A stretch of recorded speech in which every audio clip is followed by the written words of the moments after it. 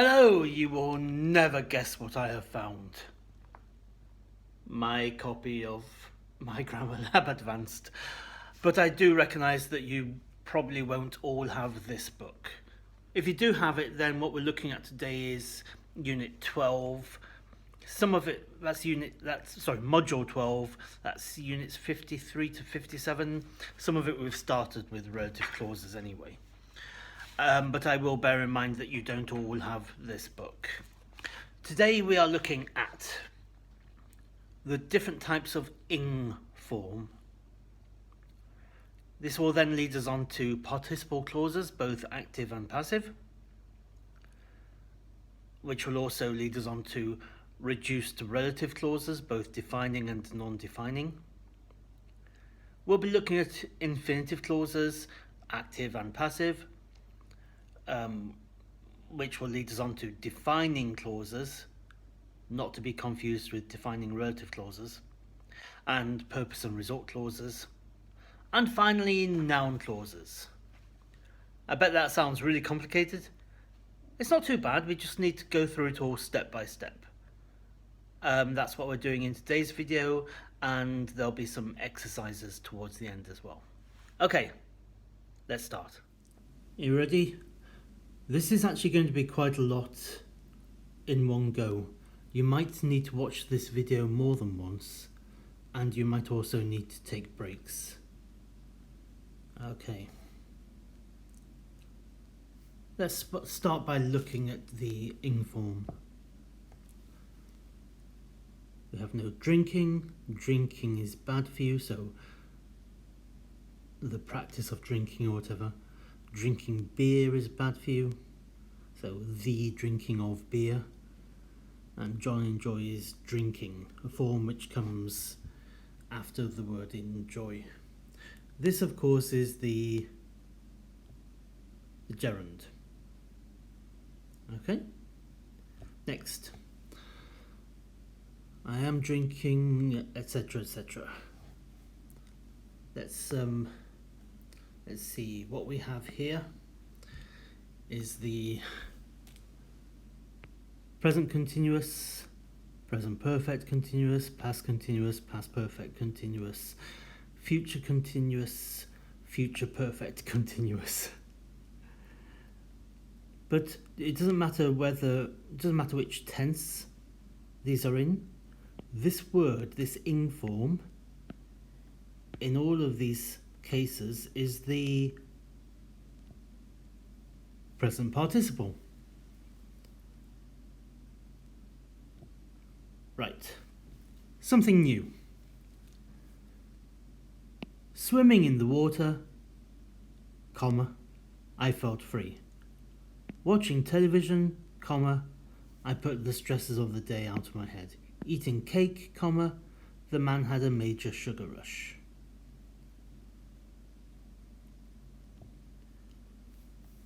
In each case here, the part in bold is a participle clause. In fact, it's an active participle clause. I suppose this could be like, while I was swimming in the water, I felt free. While I was watching television. While he was eating cake. Okay.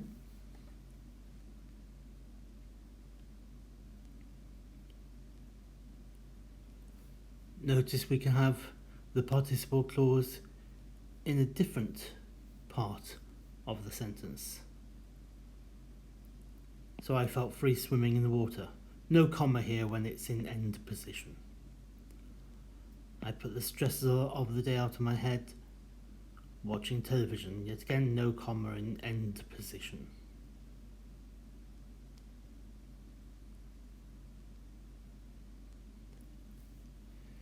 And the third example, so eating cake, the man had a major sugar rush. The man had a major sugar rush eating cake. No comma there. And of course it's not just fronted and in front and end position. It could also be the man, comma, eating cake, comma, so while he was eating cake, had a major sugar rush.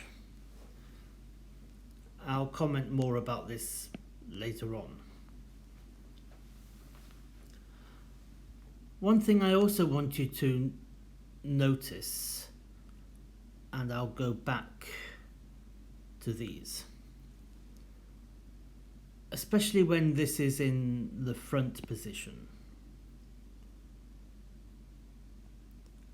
Notice that the subject that comes directly after the comma is almost always the same as the subject of the clause. I wouldn't say swimming in the water, the man standing on the bank passed me a towel, because that sounds like he was also swimming in the water. I wouldn't say watching television, my cat jumped onto my knee. That sounds like my cat was watching television and it jumped onto my knee while it was doing that. I don't have a cat. I don't know why I need to tell you.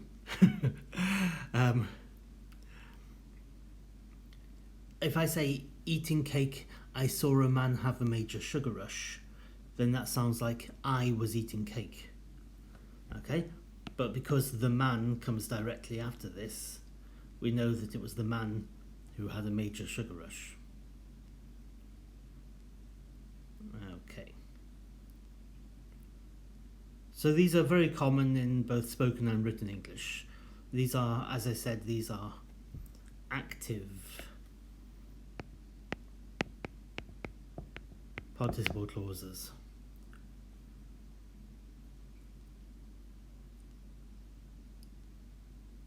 Okay, this next part is just to remind you of what we did previously and to get us into a certain way of thinking. Okay, so I'm going on holiday to Reykjavik, which is the capital of Iceland. What kind of clause is that? Comma, which is the capital of Iceland.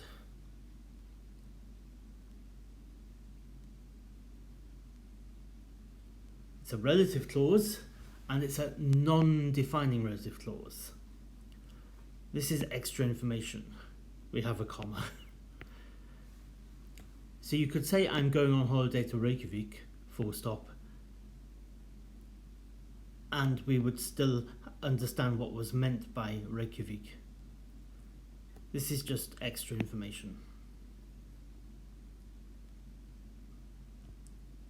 Okay, a story about 3 penguins. Not a very exciting story.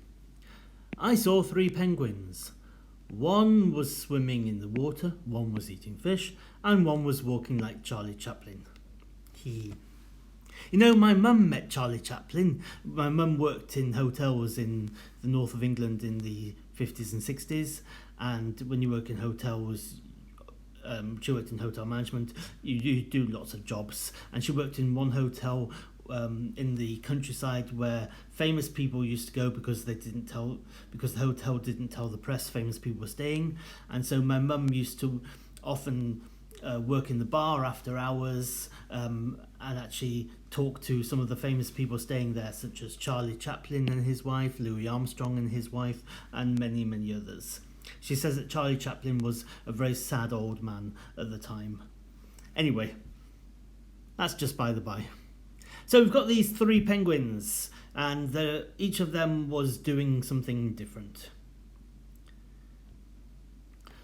The penguin that was swimming in the water went right past me.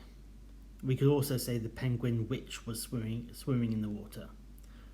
And that type of clause is a defining relative clause. It's necessary information. There's no comma. Because otherwise, if it was not necessary, we could just say the penguin went right past me, and we wouldn't know which penguin it was.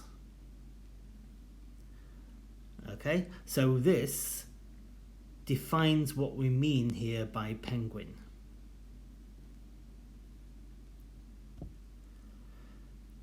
Okay. the penguin that was swimming in the water, remember we've got that or which, if it's it can be both if it's defining. And then we've got part of the verb to be. We can simply say the penguin swimming in the water went right past me. This much you know from last time. I think we had the bartender serving people, or I can't remember. Okay, so we've got the penguin swimming in the water went right past me. And that that can stand for the penguin that was swimming in the water, the penguin that is swimming in the water, and in certain circumstances the penguin that swims in the water. All of those can be reduced to the penguin swimming in the water went right past me. Okay. Reduced defining relative clause. So we use the form, in this case swimming, that we could also have in an active participle clause. Now we have the note from previously. Let's compare these two sentences to understand the difference in meaning and in use. Pay special attention to the commas. I'll say this now, you need to get the commas right in your exam. Okay, here we've got two sentences. A, the man, comma, eating cake, comma, had a sugar rush. And B, the man eating cake had a sugar rush. I suppose in theory, we could also have C. We could have the man hyphen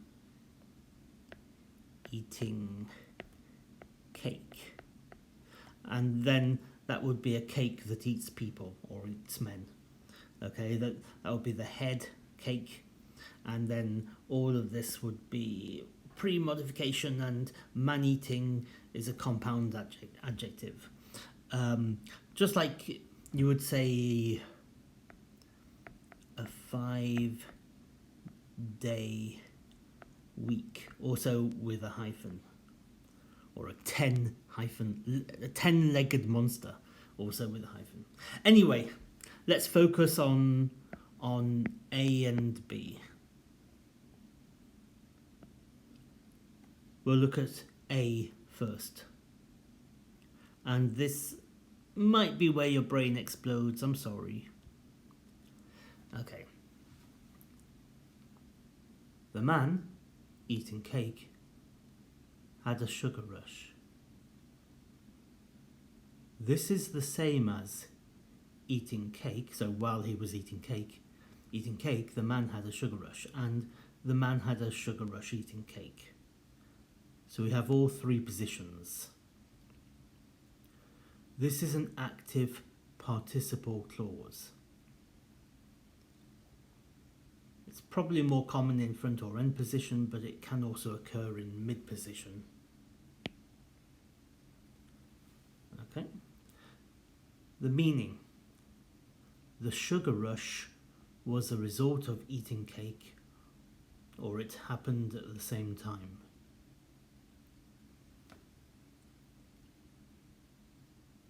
Next. Sentence B. First of all, here's some background information. I saw two men. I saw three penguins. I saw two men, okay? One man was eating cake and the other was drinking beer. The man drinking beer was drunk, okay? Compare that to the man eating cake had a major sugar rush. The form is the active participle phrase used as a reduced defining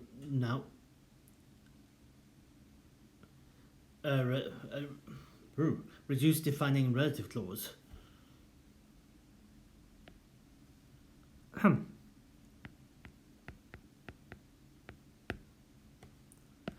The meaning. It simply identifies which man I'm referring to. I saw two men. The man drinking beer was drunk. The man eating cake had a sugar rush. So when you say the man eating cake here, it means the same as the man who was eating cake.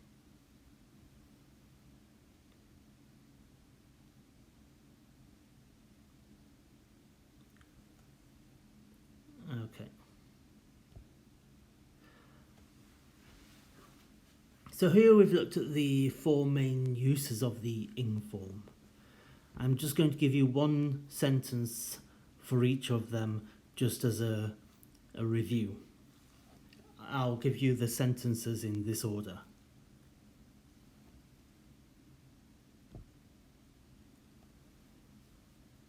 Choosing a new king was hard for the people. So, the practice of choosing, or the action of choosing, or the choice of a new king.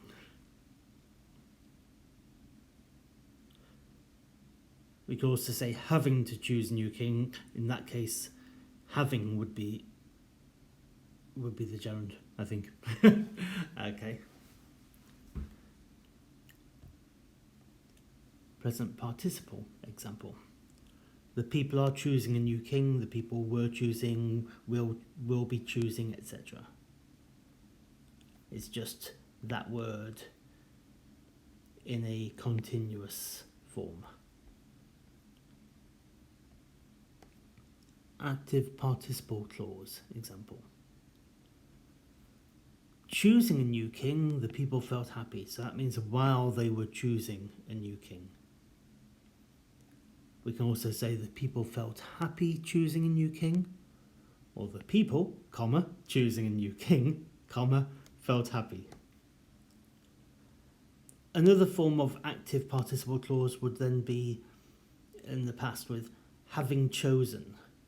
So we've got the present participle there with having. Chosen, of course, is a past participle, but that doesn't matter because here it's having. Okay, it's something that the people did. It's active. And yet again, having chosen a new king can be in all of the positions. The people felt happy having chosen a new king. The people, comma, having chosen a new king, comma, felt happy. And number 4, reduced defining relative clause.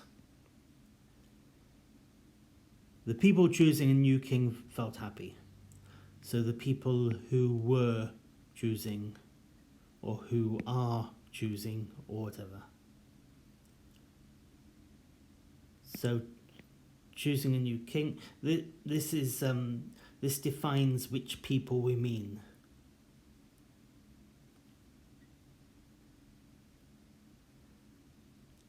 Okay, we're about to, if you want a break, take it now, because we're about to move on to looking at passive participle clauses and reduced non-defining relative clauses.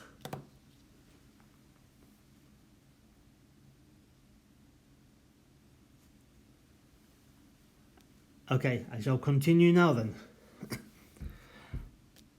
Walked, swum, been, chosen. These are, of course, all examples of the past participle. Even though, obviously, we have she will have swum and they will have chosen, etc. These are all the past participle. Some of them are regular, and actually all 3 of these are irregular.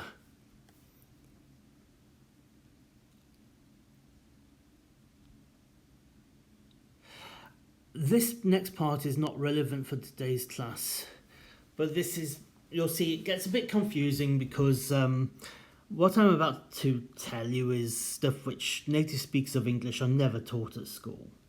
And there can be some disagreement on the actual grammatical forms. I'm not going to have an argument with the people who write books. The most important thing for me is that you get to be able to use these forms and use them correctly. I want to mention this because you're going to wonder about it later on. If you think back to a much earlier class, when we were talking about adjectives, and if you have My Grammar Lab Advanced, that was Unit 12, page 63, I think.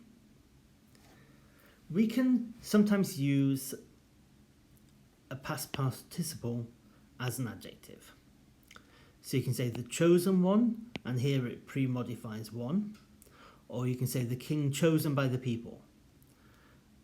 So chosen by the people post-modifies king. Or you can say the king chosen, full stop. Okay. I would argue that this is also defining, that it tells us which king. But let's not worry about that, okay? Not right now. Right. So, we could have an active participle clause. So, choosing the new king, comma, the people felt happy. It can also be passive. Now, I'm not going to talk too much about the passive right now because that's coming up in the next lesson when we're looking at how to form the passive and how to use it and why to use it. But I need to mention passive participle clauses at this stage. So in this case, it's when something is done to the new king by other people. In this case, by the people, they are the agent. So, chosen by the people, the new king felt happy. Same thing, this is a passive participle clause with a comma there, and we've got the new king, he's mentioned first because he's the person who was chosen by the people. We can also have being chosen by the people, the new king felt happy. Having been chosen by the people, the new king felt happy. This will make more sense when you looked at it in your own time in the book. I'm mainly introducing it here.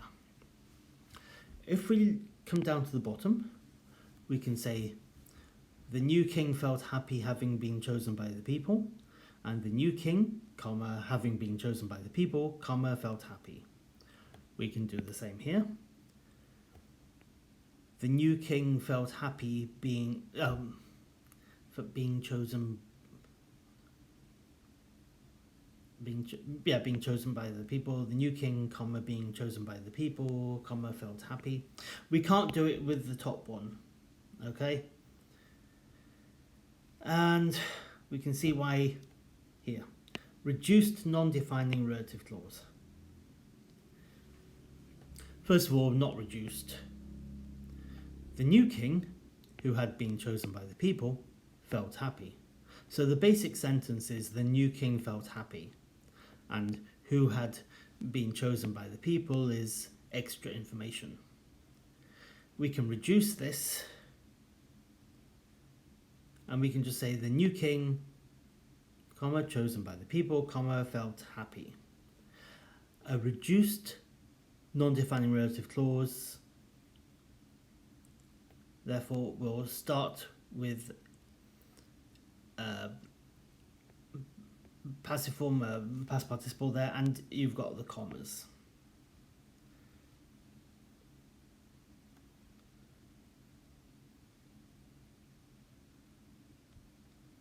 Okay, I was going to say, in a moment when we look at some old questions, it will probably make a little bit more sense to you. Okay, and now we're going to look at some other clauses. We'll do this quite fast. So if you want another break, I would take it now.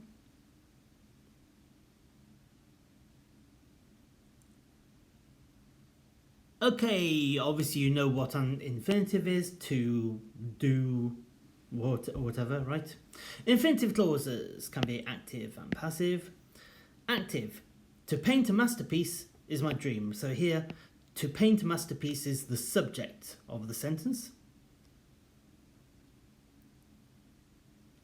And it comes before is. My dream is to paint a masterpiece. So this, to paint a masterpiece, the infinitive clause here is a complement. It comes after is. So an infinitive clause can be both the subject and it can also be the complement. And we can also have a passive version.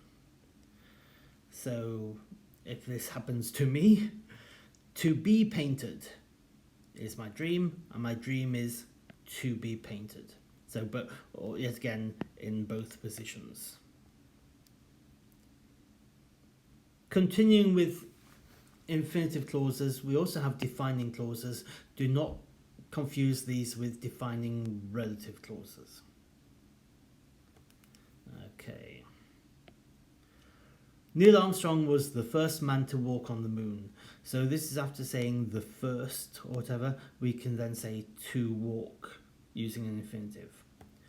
The oldest person to sing here was 105. So the oldest, whatever, the youngest, whatever, to sing, okay? The next train to arrive on platform 1 will be the 1452 Transpennine Express service calling at Huddersfield, Leeds, Doncaster, York, Hull, whatever. The next blah blah blah to arrive. You know, of course you can say Neil Armstrong was the first man who walked on the moon. The oldest person who sang here was 105. The next train that will arrive, or the next train which will arrive. But defining clauses, so using a to infinitive in this way, after the first, the last, the oldest, the youngest, the next, etc. These are very commonly used. We've also got them, they also come after the only. So the only animal to ever understand me was a goldfish. Ah. Okay. Some of you might have been taught not to split infinitives with another word, and therefore you will have been taught the only animal ever to understand me. But yeah, most people would split infinitives because that's what English has always done. Some people, some weird people, don't like split infinitives. The rest of the English-speaking world continues living sane lives. Right. Infinitive clauses can also be used for purpose and result clauses. So, move to our country to live a good life. Okay. So this is after move to our country. Here we have a purpose, to live a good life. We went there only to find blah, blah, blah. That's a result. These often come after the word only. It might be to find, to discover, and so on.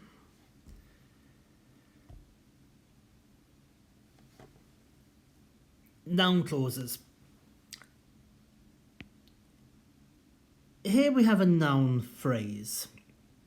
His actions.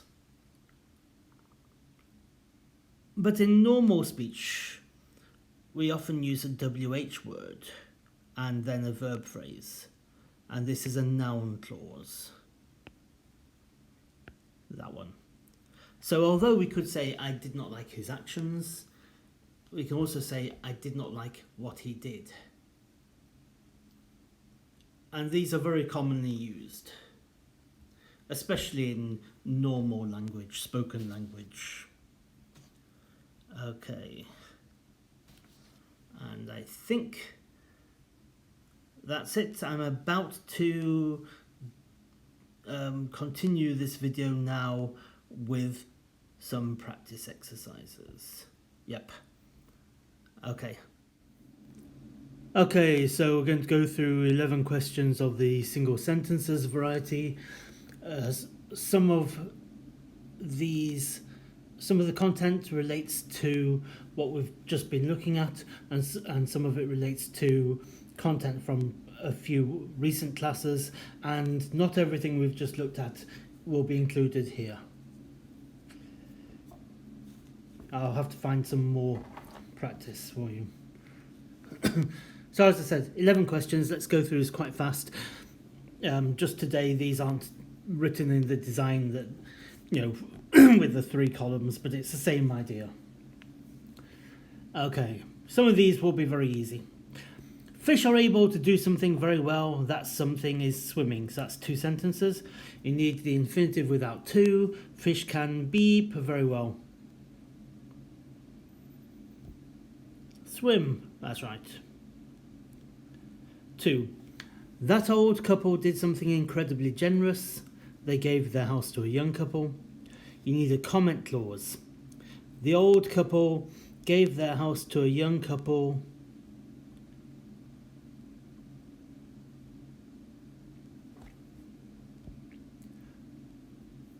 Comma, which was very generous.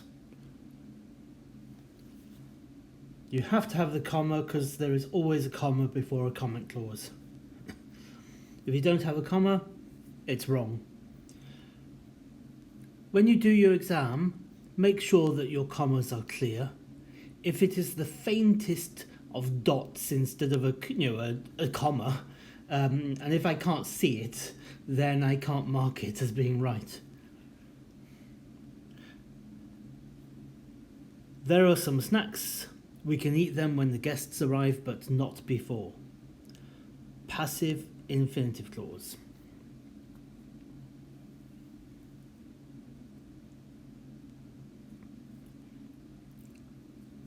And remember, the meaning of the single sentence must be the same as the meaning of the 2 or 3 sentences.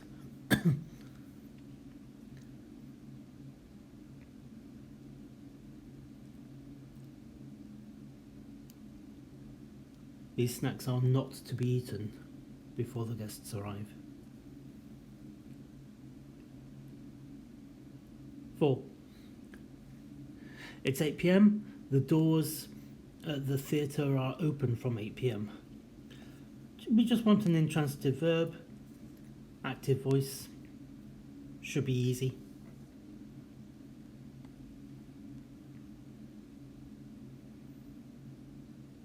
Yep, just open. Philip wants to study in Vechta. Vechta is in Germany. Non-defining relative clause. Philip wants to study in Vechta, comma, which is in Germany. Jason got drunk at the party. He missed the last bus home. We need an active participle clause.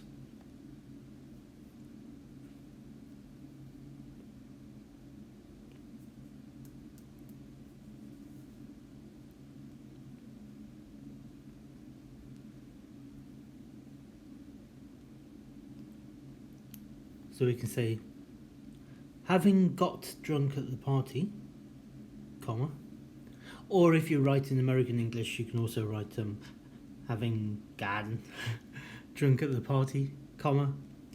And in this case, it also makes sense to say getting drunk at the party, comma. You don't always have the choice of both options there. You have to think, well, what actually makes sense in this particular case. And yes, you have to have the commas there. This is the car. Sheila wants to buy it. Defining relative clause. This is the car. Which Sheila wants to buy? That Sheila wants to buy, or just Sheila wants to buy? No comma.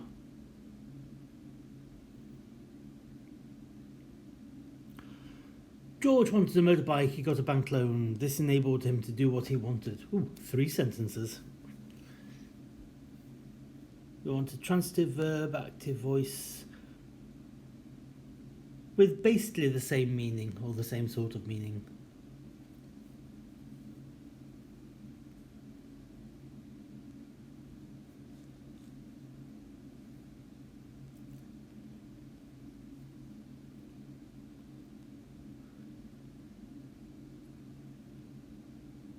Remember, a transitive verb has to have a direct object.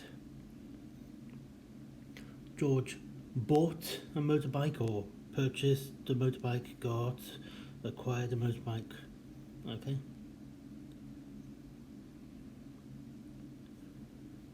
Tina's boyfriend is travelling abroad. He hasn't called her yet. Infinitive with to. Actually, these examples are from a couple of years ago. I think my questions are a little more precise now.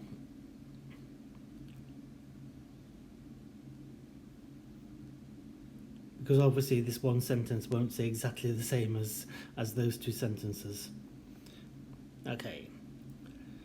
Tina hopes to hear from her boyfriend soon, or hopes to receive a phone call, or the other options here.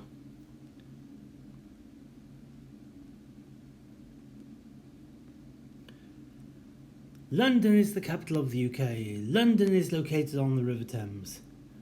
A reduced, non-defining relative clause.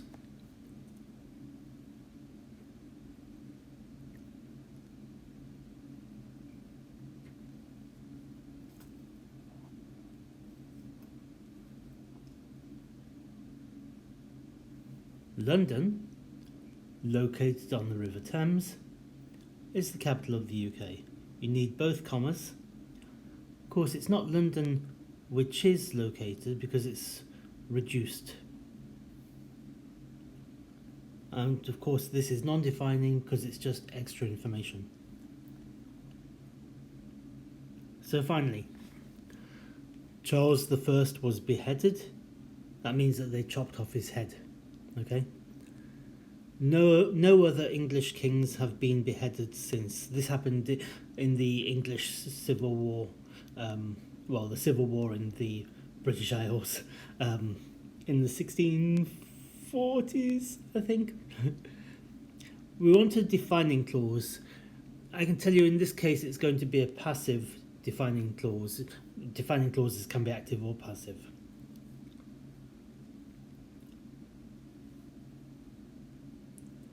It's not a defining relative clause, it's a defining clause.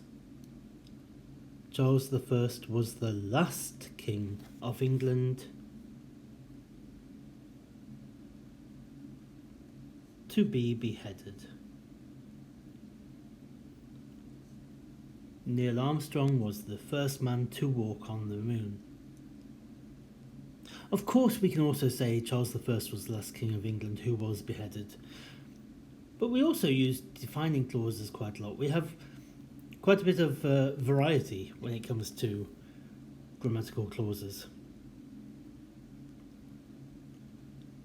Okay, well, right. That's it for the exercises for today.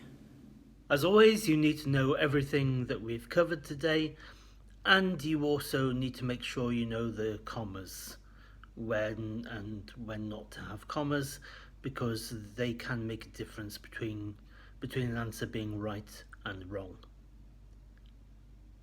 Okay, in our next class, we're looking at everything about passive voice. See you then.